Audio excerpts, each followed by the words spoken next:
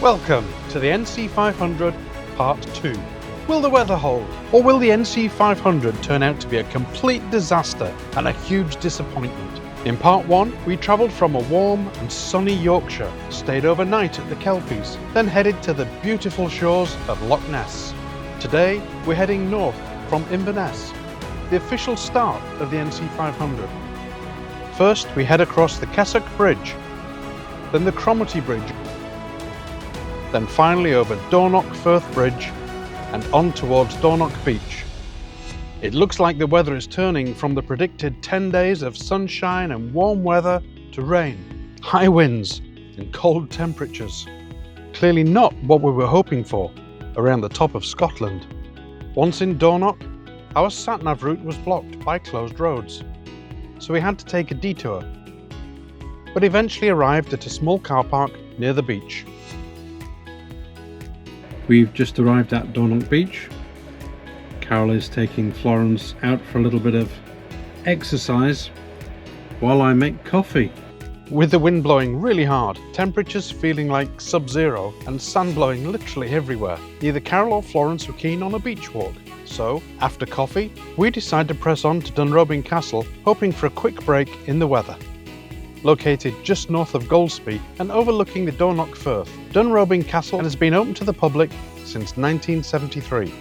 While most of it was added between 1835 and 1850, the origins are much older. Just arrived at Dunrobin Castle.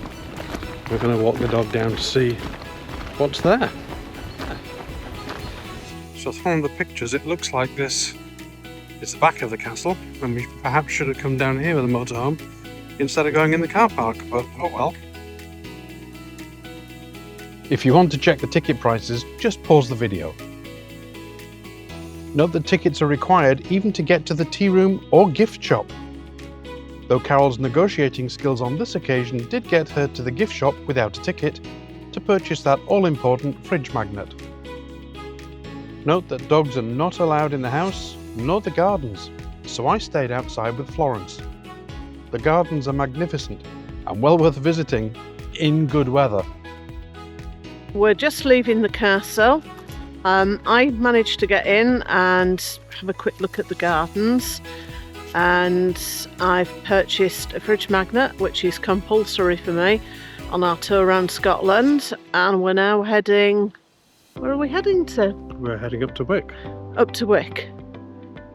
As we leave Dunrobin Castle, we're reminded that most guides suggest going in an anti-clockwise direction around the NC500, heading first up the east coast to Wick, across the top and then down the west coast. The scenery on the route up to Wick is pleasant enough, but it's not jaw-dropping and could easily provide an anticlimax for anyone starting in the west going clockwise, so we definitely agree with the guide recommendations on this one.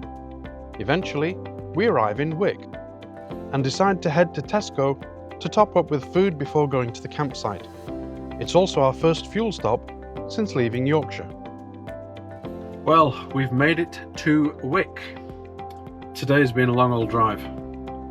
Longer than I would probably want to do. I might think about, if we come next time, adding an extra stop. We've done 562 miles from home to get here. Been driving for 14 hours and 7 minutes. Averaged 38.6 miles per gallon with an average speed of 40 miles an hour. We have done a lot of single track roads. After refueling, we're now heading to Wick River Campsite, which does have a height limit of 2.89 meters on the normal entrance, but there is an alternative route for motorhomes above this limit if required. Just be careful. As the name suggests, the campsite is located next to the river, and there's a handy footpath from the campsite along the river for those wanting to explore the town of Wick on foot. The large modern facilities block includes washing up stations, washing machines and dryers, as well as phone charging and fridges. The toilets and showers were large, modern, clean and warm, with plenty of hot water. The loud piped music wasn't quite to our taste, but other than that, we have no complaints about these facilities at all. Newly opened in 2025, the reception building includes a vending machine, toilets, both in and outside eating areas, as well as a coffee machine, microwaves, and even e-bike hire too. There's a shop stocked with barbecue supplies, tinned and frozen foods, as well as ice cream, milk, cheese, and meats. Sadly, the weather deteriorated even more overnight, with the wind picking up and raining hard. Well, good morning. Good morning. We're just leaving the campsite at Wick, a very wet and windy Wick. We had a good night there. It's a very good campsite. I do recommend that campsite. Give them 10 out of 10. Yes. And we're now going to head into Wick itself, because apparently the world's shortest street is in Wick. In a quarter of a mile, turn left onto Bankhead Road. So sat-nav is hopefully taking us there. Let's see how we go. Ebenezer Place is officially recognised by the Guinness World Records as the shortest street in the world, at just 6 feet 9 inches, or just over 2 metres. And it's worth a visit just to say you've been here. Now, on to Castle Sinclair gonna go, and Noss Head. There's more single-track roads here, almost 4 miles of them driving up towards the castle and Noss Head Lighthouse. Sadly, the weather wasn't on our side yet again, and the wind had picked up significantly, preventing us going down to the castle itself. The website does warn it can be closed in these situations. Noss Head was also pretty windy, and trying to keep a video camera still was pretty hard. Disappointed, we head back down the single-track roads and press on to John O'Groats. We're in John O'Groats, famous for the sign, which we're hoping to get to. But this is not actually the most northerly place in the UK mainland. Leave a comment below if you know where it is. We may be visiting that shortly.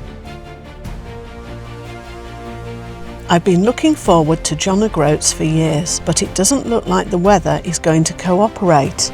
It's extremely windy, trying to rain, and as I look around, people are definitely wrapped up. Oh well, let's see what's here. There's really not a lot at John O'Groats, other than a couple of gift shops, toilets, a coffee shop with knitwear, a cafe, and of course the famous sign. Doing our best to stay upright. So there's a gift shop. Well, there's a Christmas shop as well. Just exactly the thing you need in May.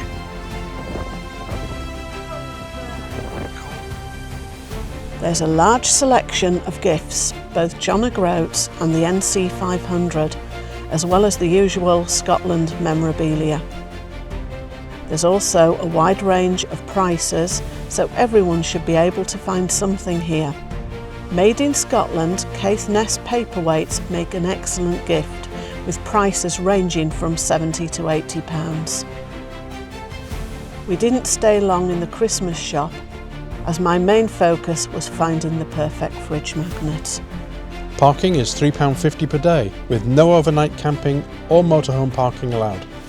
Having got the fridge magnet and a photo of the sign, we're now off to the Castle of Mey.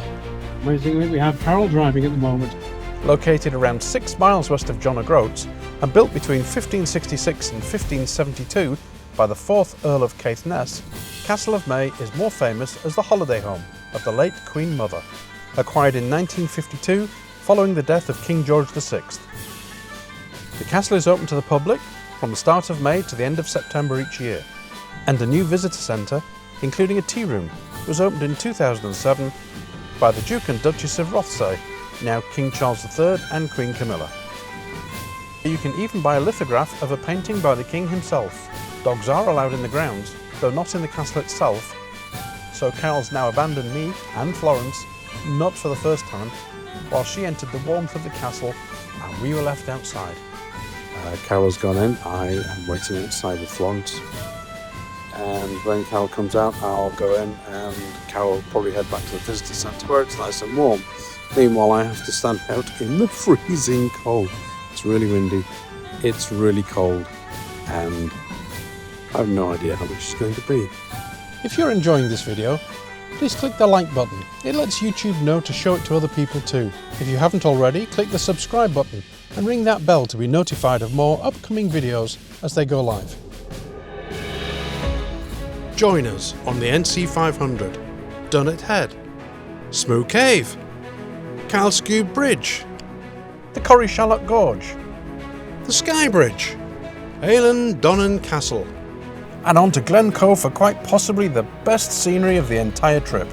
Thanks for watching. See you next time.